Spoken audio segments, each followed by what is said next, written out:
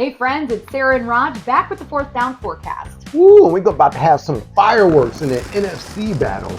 And could weather across the pond affect the Rams' passing attack? London calling. And of course, all your fantasy football gambling stats and trends. Woo! And of course, don't forget to subscribe. And hit a like. So we'll take you across the pond. It's not the final international NFL game, but it is the last one in London. And this one, we'll see the Rams play the Jags. Ooh, poor Ram fans. Gotta get up at 6:30 to watch this damn game. Not happening. And the weather will not disappoint. We have some typical London weather. That means rain, winds around 10 to 20 miles an hour, and temperatures in the 50s, so bundle up. Looks rubbish to me. The 4-2 Rams facing the 4-2 Jaguars. And did I say it right? Jaguars. Yes, you did. Yes. And the Rams are favored by 2.5 with an over-under of 44.5.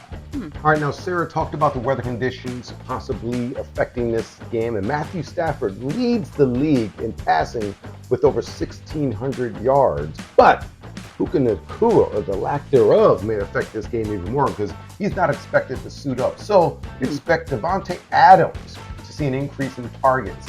He had almost 10 targets and 14 fantasy points per game this season.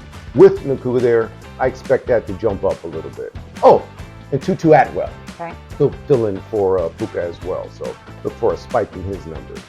Okay, and as far as your guy Travis Etienne, things have been going a bit sideways for him as his efficiency has plummeted since week 4, and he's failed to reach double-digit fantasy totals in back-to-back efforts. Now, on top of that, the Rams defense, they've yet to give up a single run or 20 or more yards this year. So no explosive runs expected for Etienne, and you just get back on track.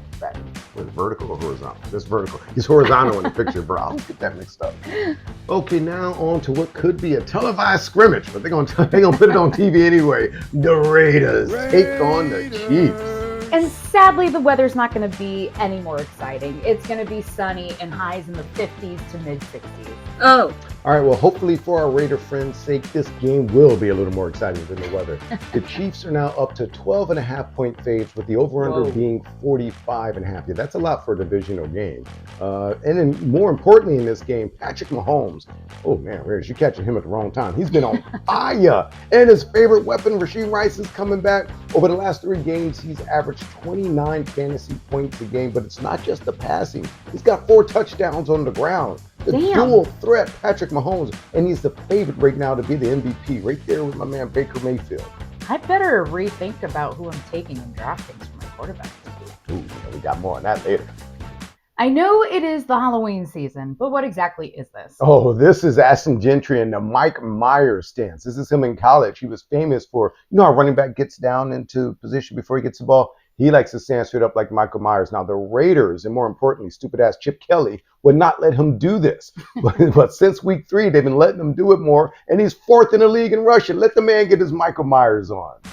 Okay, now when you're talking to fantasy production, we teased a little bit early, but Rashee Rice returns from his suspension, and the Raiders defense has allowed the 4th most receptions and 5th most fantasy points per game to wide receivers. So this is Patrick's favorite weapon, so look out there. And also a little betting nugget. Okay. You mentioned the 12.5-point spread, and the Raiders are 4-0 against the spread as double-digit underdogs since 2022. Also, they've covered in 3 straight meetings versus the Chiefs. So I don't know, do the Raiders step it up when they play the Chiefs, or do the Chiefs kind of play down to the Raiders? We'll have to see. But I hope for an exciting game. There's a lot of lightning in this graphic, but considering this game is going to be indoors, I don't have a forecast for it. Yeah, but there's going to be a lot of lightning on the scoreboard as the over-under is 54.5 points. What? That has to be the highest we've seen so far. I think it is at least the one that we've covered. The Washington Commanders are favored by 1.5 points. It's in Dallas, but there's storylines all over the place here. Okay, so like we said, Commanders are favored by 1.5, but both of these quarterbacks are going to have to put up points to keep up with one another. Dak Prescott has an 11-2 record against Washington, winning 7 of his last 8 starts against the Commanders. He has 27 touchdowns and just 5 picks against them. This is at AT&T Stadium. That's in Dallas if you're keeping track at home. He's been even better, posting a 6-0 mark against the Commanders with 17 touchdowns and no interceptions. Wow. So sparks are gonna fly in this one. But wait, there's more. That's right. Rashee Rice is back for the Chiefs, but guess who's back for the Cowboys? That's right. Dak's favorite and best weapon, CeeDee Lamb, but they really haven't missed CeeDee Lamb much because George Pickens has been on fire, and there's some interesting stats. 19 catches for 360 yards with 4 touchdowns in games without CeeDee Lamb, compared to 32 catches and over 525 yards with 6 touchdowns with Lamb action. With Lamb active, that is a lot of action. So what is happening here is when Lamb is there, you can't focus on Pickens and vice versa. So it's always good to have 2 receivers. People think it's a bad thing. I think it's a great thing because you can't double team one all the time without the other one getting loose and vice versa. So even with CeeDee Lamb, you might want to still sneak George Pickens in your lineup. Now, who does it affect? Jake Ferguson. And that's my fantasy tip of the week. He leads tight ends in receptions. And Dak will still look at him in the look for him at the goal line and in the red zone. But that's the one I expect to take the hit with CeeDee Lamb and George Pickens eating.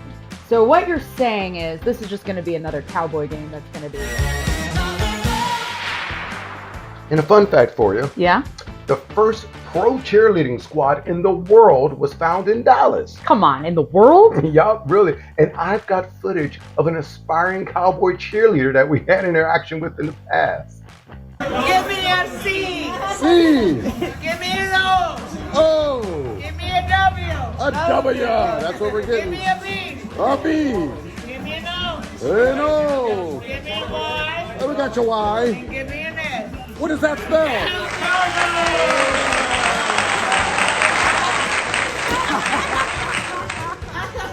And this week's Sunday Night Football matchup is the Falcons at the 49ers.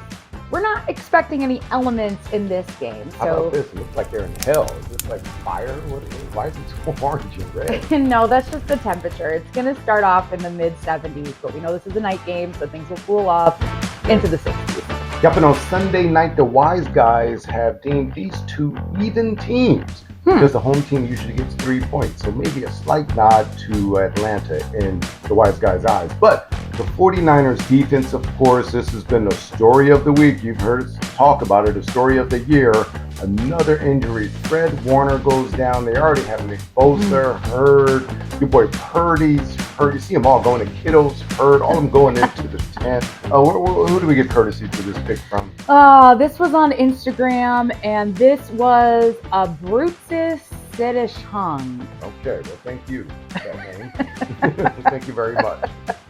Okay, but when it comes to on the field, the guys that are healthy, this features the league's 2 most productive running backs. Of course, they'll be in action as guys you like on DraftKings a lot. Christian McCaffrey and Bijan Robinson. I don't think you get them both in the same week. No, right now I have Bijan. Okay, all right. Let's go see for you guys.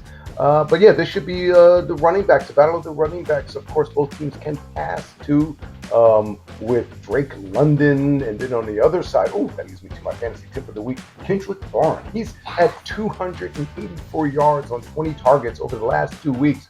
Why? Because Richard Pearsall has been hurt, Juwan Jennings has been hurt, Juwan is questionable, but I doubt he'll be back. Just all kind of injuries as we said before. You want to see the injury lineup again here?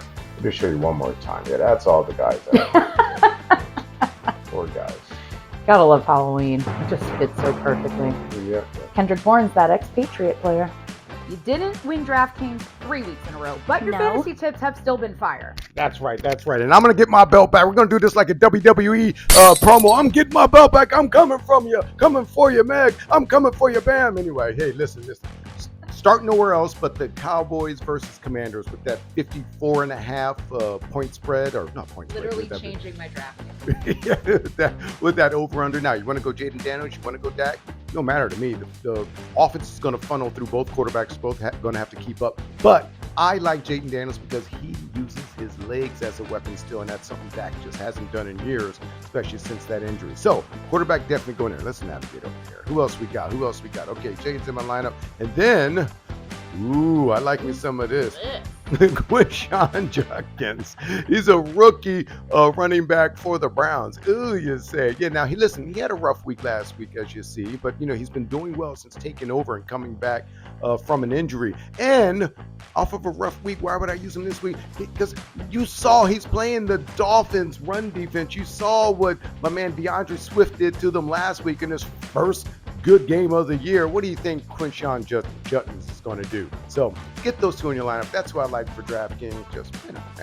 Just don't beat me. All right. I'm coming for the belt. That's a wrap on week 7 of your weather, stats, and fun facts. Thanks for watching the 4th Down Forecast. That's right. Don't forget to subscribe. And I'm coming for my belt. What you gonna do, brother? When the ride comes looking.